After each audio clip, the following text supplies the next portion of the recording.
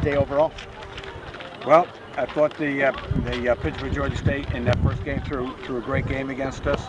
You know, when it ends of potential of a walk-off with the wall of defense, you know, it was pretty exciting for the fans here. It was real disappointing for us. But I tell you, Georgia State's good. They can play. They can hit. They're well coached. They're going to give everybody in this conference a real run for it. And I'm really pleased about the second game, you know, because we bounced back after that first game and get that win that you maybe think you're going to have, and maybe overconfident that maybe you know, one of those things that you know, you hope that they bounce back. We had more energy in the second game, and I just hope we played a little bit better. Olivia in the last two innings was finally the Olivia. She finally got after it, figured it out, and she was bringing it up. She was real well in the last innings and a half. So talk about, you know, you mentioned Olivia is now the Olivia of old. Back to double-digit strikeouts in both games. First game kind of got rattled by those solo home runs. As you know, just the wind here took those balls out. They really should have died in left field. How do you think she got over that, if at all, in that second game? You know, she finally figured out that she has to give us a little bit more effort on the mound. And when an athlete knows that they have to do a lot, or in Olivia's case, pitch a lot, okay, you have a tendency to cruise, and you have a tendency to put your game on cruise control. And what I saw today was we called timeout, and we went out there, and we said, I want to come out and get you, and I want you to be totally exhausted by the end of the game. And what we saw in the last inning and a half, I think it's what we'll see for the rest of the year.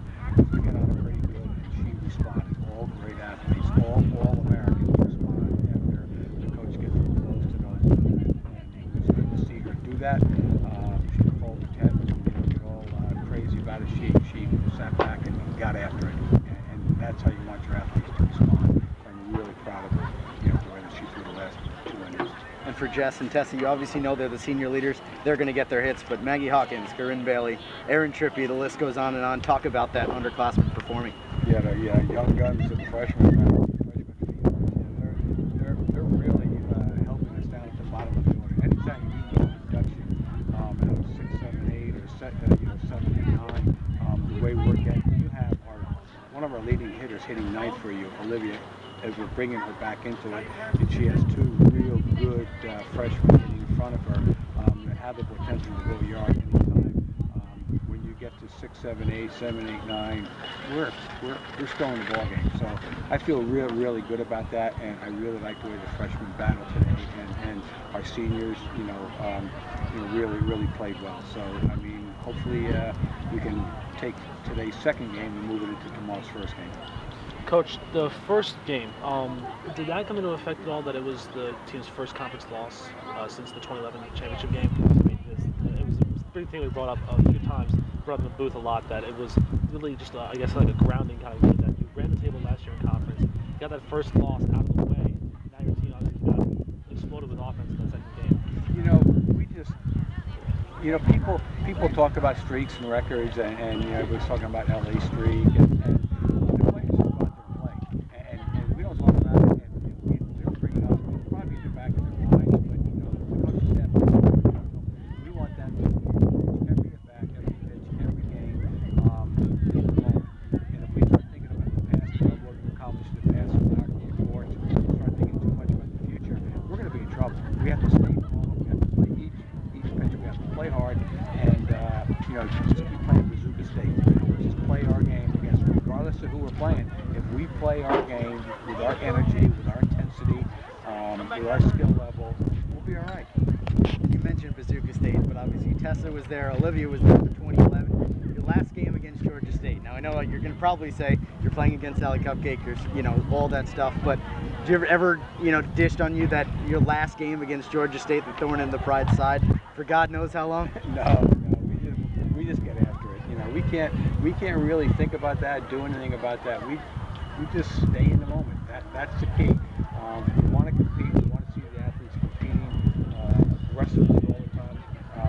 We want them to come off the field as a post-game meeting. I want you to come off the field mentally, physically exhausted from playing that game as hard as you were playing. And if we can do that, if if you can keep in the moment, thinking about every pitch, thinking about defensively, okay, where's the wind going? What do we got to do? Pre-pitch preparation. If we're in the game like that, when the game is over, we should be mentally and physically exhausted. And that's what we want, regardless of who we're playing, regardless if it's South Florida, whether that's Georgia State. It really has nothing to do with who we're playing. It has to do with the game. Is he going to miss him at all next year or no?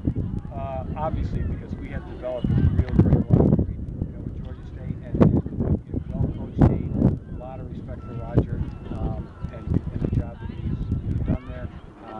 You're gonna miss him a lot because when you have healthy rivalries, they're fun, and your team responds to the healthy rivalries.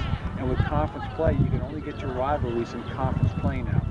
Because you're playing all over the country. You don't have the regional rivalries anymore. I mean, I go back to to the middle 90s where it was Princeton, UMass, UConn, Hofstra. Boy, you talk about rivalries. Every weekday we were out there, just playing unbelievable games. Now it has to come from within the conference. And losing Georgia State, the great job that he does, we'll miss him for sure.